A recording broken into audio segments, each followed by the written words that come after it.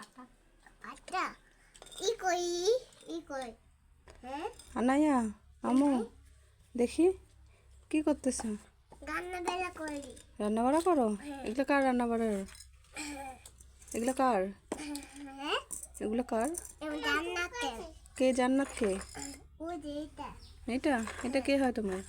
জান্নাত হ্যাঁ জান্নাত এটা জান্নাত কে হয়?